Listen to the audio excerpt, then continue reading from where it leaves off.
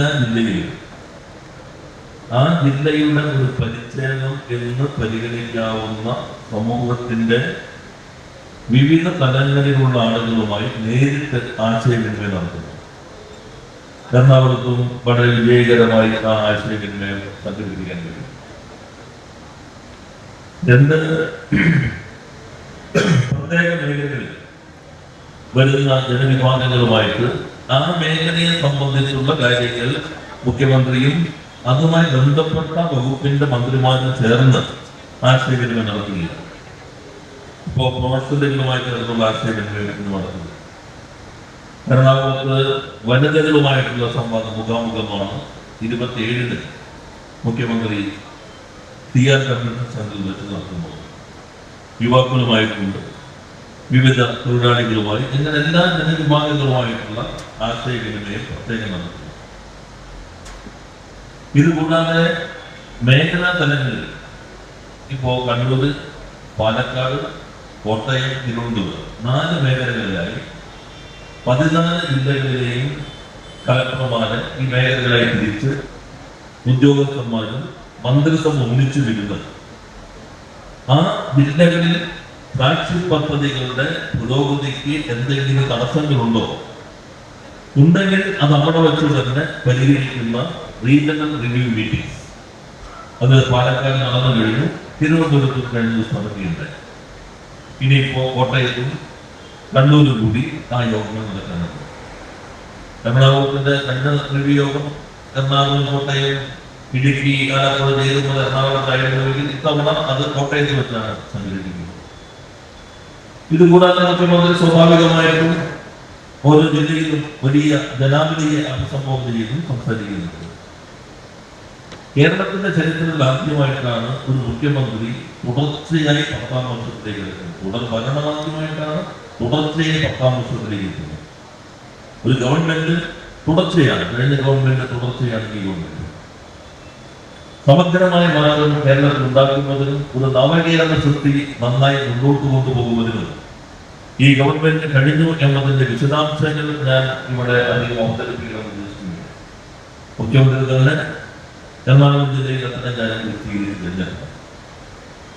എറണാകുളത്തെ സംബന്ധിച്ചിടത്തോളം വലിയ മാറ്റങ്ങൾക്കാണ് ഈ 9 വർഷം സാക്ഷ്യം വഹിച്ചത്. നേരത്തെ പ്രഖ്യാപനങ്ങൾ മാത്രമായി കിടന്നിരുന്ന പല പദ്ധതികൾക്കും ജീവൻ വയ്ക്കാനും പുതിയ പദ്ധതികൾ നടപ്പിലാക്കാനും ഭാവി കേരളത്തെ മുൻകൂട്ടി കണ്ടുള്ള പദ്ധതികൾ ആരംഭിക്കുന്നതിലും ഈ ഗവൺമെന്റുകൾക്ക് കഴിയും. ഇപ്പൊ ഞങ്ങൾ ചുമതലയെടുത്തതിന് ശേഷം ഞാൻ മന്ത്രി എന്ന നിലയിൽ എന്റെ ക്യാബിനിൽ ചേർന്ന ആദ്യത്തെ യോഗം എന്റെ വകുപ്പിനെ കുറിച്ചോ എന്റെ മണ്ഡലത്തിനെ കുറിച്ചോ ആയിരുന്നില്ല, കൊച്ചി മാക്സിയുടെ മണ്ഡലത്തിലെ എല്ലാ പദ്ധതികളും. കാരണം വിദ്യാർത്ഥിയായിരിക്കുന്ന കാലഘട്ടം മുതൽ തെല്ലാനത്ത് കടൽക്ഷോഭം ഉടൻ തന്നെ എല്ലാവരും സന്ദർശിക്കാനും നമ്മൾ സന്ദർശിക്കാൻ പോയിട്ടുണ്ട്. അവിടുത്തെ ആളുകൾ കാണാറുണ്ട്. അവിടെയും ഡൽഹി, ഇവിടെയും ഡൽഹിയിലും ഒന്നിച്ച് ആളുകൾ ഭരിച്ചിരുന്ന കാലമുണ്ട്. പക്ഷെ ആകുലതകൾ വർദ്ധിക്കുമ്പോൾ അല്ലാതെ ശാശ്വതമായ ഒരു പരിഹാരം ഉണ്ടായിട്ടില്ല. 2 വാക്കാണ് എന്നോട് പറഞ്ഞത്. ഒരൊറ്റ വാചകത്തിൽ ഞാൻ ഒരു കാര്യം പറഞ്ഞ് അവസാനിപ്പിക്കുകയാണ്. അടുത്ത വർഷം ആദ്യം ഞങ്ങൾ ഉറപ്പിച്ചു പറയുന്നു, കേരളം കണ്ട ഏറ്റവും മികവുറ്റ ഞങ്ങളുടെ വ്യവസായ വകുപ്പ് മന്ത്രിയുടെ നേതൃത്വത്തിൽ, എറണാകുളം ജില്ലയുടെ ചുമതലക്കാരൻ കൂടിയായ മന്ത്രിയുടെ നേതൃത്വത്തിൽ 10 കൊല്ലം ഈ ഗവൺമെന്റ് ചെയ്ത കാര്യങ്ങൾ ഞങ്ങൾ എറണാകുളംകാരോട് പറയും. എറണാകുളത്ത് ചെയ്ത കാര്യങ്ങൾ മാത്രം ഞങ്ങൾ പറയും.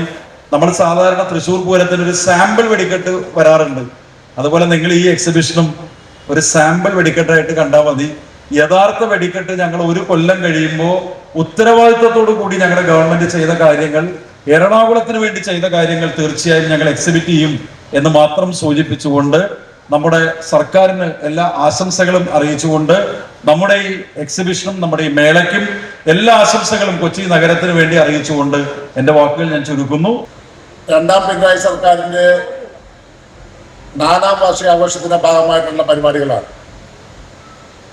ഒരു നവകേരള സൃഷ്ടിക്കായി ജനക്ഷേമ വികസന പ്രവർത്തനങ്ങളുമായി മുന്നോട്ട് പോകുന്ന ഗവൺമെന്റ് ഈ കാലഘട്ടം ഒന്ന് നമ്മൾ പരിശോധിക്കുമ്പോൾ നമ്മുടെ നാട്, ഈ കേരളം ഏറെ വികസന കുതിപ്പോടെ മുന്നോട്ട് പോയി നമുക്ക് കാണാൻ കഴിയും.